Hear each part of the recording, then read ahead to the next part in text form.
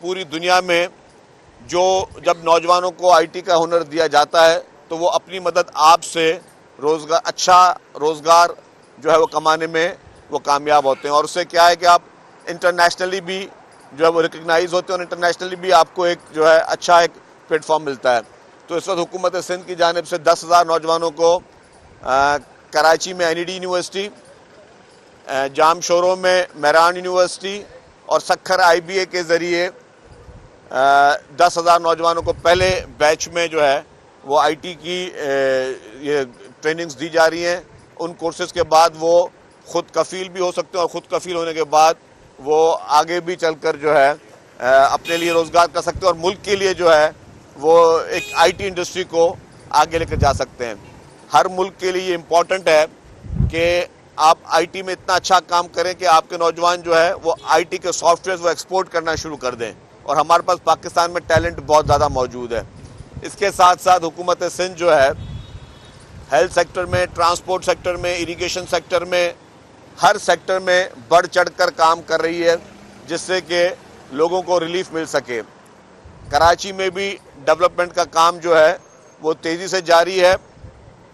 اس وقت کراچی میں 2 mega projects جو کہ بلینز آف روپیز کے جاری ہیں، ایک ہے لنک روڈ کا اور ایک ہے ملیر ایکسپریس وے، اور ان پہ بہت تیزی سے کام جاری ہے، اور انشاءاللہ اسی سال ملیر ایکسپریس وے جو ہے مطلب جو نیکسٹ ایئر آنے والا ہے وہ ملیر ایکسپریس وے عوام کے لیے کھول دیا جائے گا۔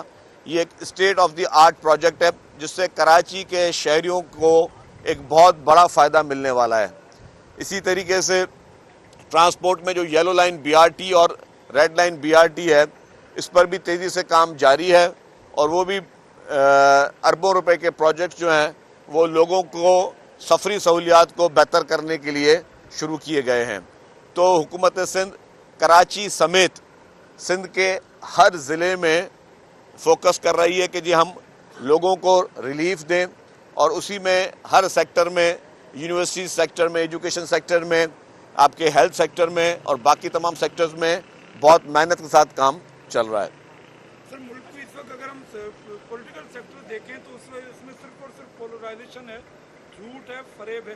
خود ارکان پارلیمنٹ جو ہے ڈس انفارمیشن، مس انفارمیشن پھیلا رہے ہیں۔ حکومت کے پاس تو اختیار موجود ہے، پارلیمنٹ کیا کر رہا ہے؟ اسپیکر دیکھیں جی، آپ کا سوال میں بتا دوں کہ پی ٹی آئی جو ہے اس کا ٹارگٹ جو ہے، یہ میں پہلے کہتا ہوا آیا ہوں، اور میں شاید واحد پولیٹیکل ورکر ہوں جو سب سے پہلے بھی کہتا ہوا آیا ہوں، بار بار کہتا آیا ہوں کہ پی ٹی آئی کا نشانہ یا پی ٹی آئی کی دشمنی جو ہے وہ نہ پاکستان کے کسی ادارے سے ہے، نہ کسی پولیٹیکل پارٹی سے ہے۔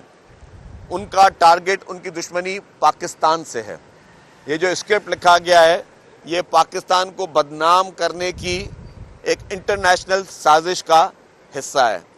آپ دیکھیں کہ ہر موقع پہ انہوں نے کوئی کسر نہیں چھوڑی کہ پاکستان کو، پاکستان کے اداروں کو، پاکستان کی پولیٹیکل پارٹیز کو کنٹروورشل کریں، اور ظاہر ہے اگر خدا نہ خواستہ اگر ان میں سے کوئی بھی چیز کمزور ہوتی ہے تو ملک کمزور ہو۔ الحمدللہ ہمارے تمام ادارے مضبوط ہیں، کوئی ان کی سازش سے کمزور نہیں ہوں گے۔ پولیٹیکل پارٹیز جو ان کی مخالف پولیٹیکل پارٹیز ہیں یا ان کی کمپیٹیٹر پولیٹیکل پارٹیز ہیں، ان کے بھی حوصلے بلند ہیں، کوئی بھی ان کے ڈر میں یا ان کے خوف میں نہیں ہے۔ لیکن انہوں نے جو سازش اس وقت کی ہوئی ہے وہ انٹرنیشنلی پاکستان کو ویک کرنے کے لیے انہوں نے اربوں روپے وہ لابیسٹ کو دیے ہوئے ہیں۔ وہ لابیسٹ مختلف ممالک میں بیٹھ کر پاکستان کو ٹارگٹ کر رہے ہیں اور اسٹیٹ کو ٹارگٹ کر رہے ہیں۔ جو زیک گولڈ سمتھ ان کا رشتہ دار ہے، اور یہ گولڈ سمتھ فیملی، انہوں نے دنیا بھر میں یہ کوشش کی ہے کہ پاکستان کو بدنام کریں، اور وہاں کے مختلف لابیسٹ نے مختلف نیوز پیپرز، مختلف جریدے، مختلف پارلیمنٹیرینز کے ذریعے جو ہے لابنگ ان سارے ممالک میں اس طرح کی جائز ہوتی ہے وہ پاکستان کے خلاف لابنگ کر رہے ہیں۔ ابھی بھی جو اسلام آباد میں لاشوں کے نام پر کبھی کہا گیا کہ جی 350 لاشیں، پھر بولا کہ جی 350 لاشیں، مطلب آپ یہ دیکھیں کہ آپ لوگوں کو، آپ جھوٹ کا پروپیگنڈا اس طرح کرتے ہیں، اور وہ سارا جھوٹ کا پروپیگنڈا یہ لوگ شروع کرتے ہیں سوشل میڈیا کے ذریعے. سوشل میڈیا پہ بڑے بڑے انفلوئنسرز کو یا بڑے بڑے اکاؤنٹ سے یہ اس طرح کا پروپیگنڈا کرتے ہیں تاکہ وہ پوری انٹرنیشنلی اس کو ہائی لائٹ ہو. تو ان کا پورا جو یہ نیٹ ورک ہے وہ ڈیجیٹلی یہ کوشش کرتے ہیں کہ انگیج کریں اور پوری دنیا میں پاکستان کو کنٹروورشل کرنے کی کوشش کرتے ہیں. انفارچونیٹلی پی ٹی آئی کی لیڈرشپ کا صرف ایک ہی گول ہے, وہ ہے کہ ملک میں انارکی پھیلے, ملک میں خدا نخواستہ چیزوں کو کنٹروورشل کیا جائے. آج تک پاکستان کی ہسٹری میں مختلف پولیٹیکل پارٹیز کی گورنمنٹ گئیں, مختلف پولیٹیکل پارٹیز کی لیڈرشپ نے جو ہے وہ قید و بند کی جیلیں, قید و بند کی صحبتیں برداشت کی, لیکن پاکستان کے لیے, قوم کے لیے کسی نے برا نہیں سوچا. ان لوگوں نے جب آئی ایم ایف کا ٹائم آیا تو انہوں نے آئی ایم ایف کو خط لکھے, ان کو کانٹیکٹ کرنے کی کوشش کی کہ پاکستان کی امداد بند کی جائے.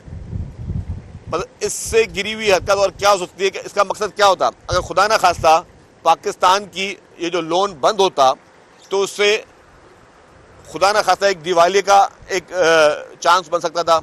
جو لاکھوں کروڑوں لوگ جو کہ سرکاری نوکریاں کریں ان کی تنخواہوں کا عذاب بنتا, آپ کی اور ملک کی معیشت پہ بوجھ پڑتا. الحمدللہ معیشت اب بہتر نظر آ رہی ہے, اثرات نظر آ رہے ہیں. آپ کی اسٹاک ایکسچینج اوپر جا رہی ہے, آپ کا اس وقت پاکستان میں موجود جو آپ کے جو انٹرسٹ ریٹ ہیں وہ کم ہو رہے ہیں, تو لوگوں کا اعتماد بحال ہو رہا ہے. جب بھی پاکستان میں معیشت بہتر انداز میں جائے گی تو آپ دیکھیں گے کہ پی ٹی آئی کوئی نہ کوئی سازش کے ذریعے سامنے آئے گی. اور ابھی آپ نے دیکھ بھی لیا کہ پی ٹی آئی کے لیڈرشپ میں, جو ان کی سیکنڈ ٹیئر لیڈرشپ میں کس حد تک تضاد ہے. ان کا ہر لیڈر, ہر رہنما جو ہے وہ الگ بیانیہ دے رہا ہے. ان کا ہر لیڈر, ہر رہنما جو ہے وہ مختلف قسم کی باتیں کر رہا ہے. ان کے آپس میں ایک یکسانیت نہیں ہے.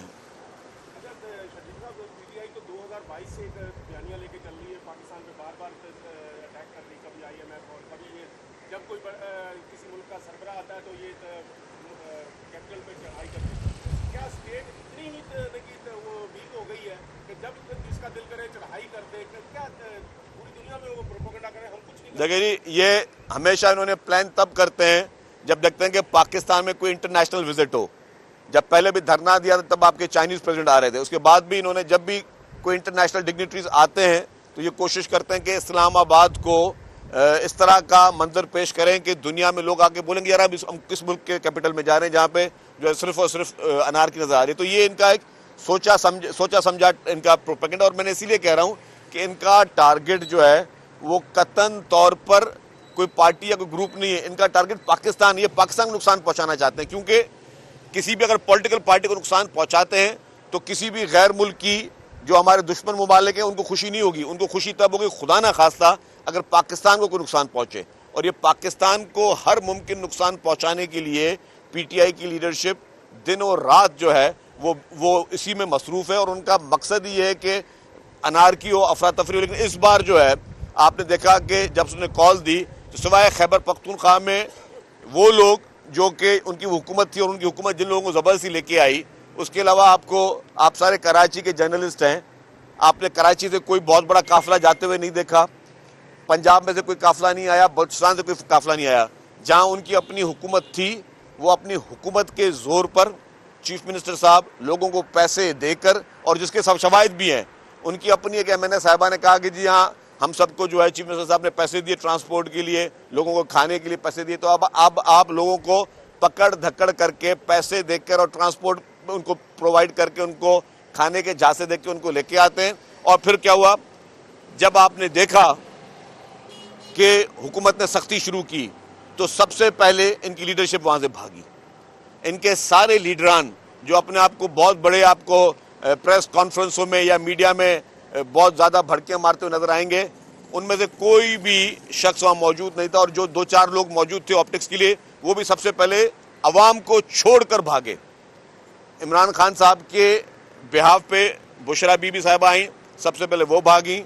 وہ جو بہت بڑی باتیں کرتے تھے گنڈا پور صاحب, وہ بھاگے. تو یہ سب لوگ میدان چھوڑ کے سب سے پہلے بھاگے. تو یہ ہے ان کی کمٹمنٹ, یہ ہے ان کی عوام کے ساتھ جو بات چیت کی.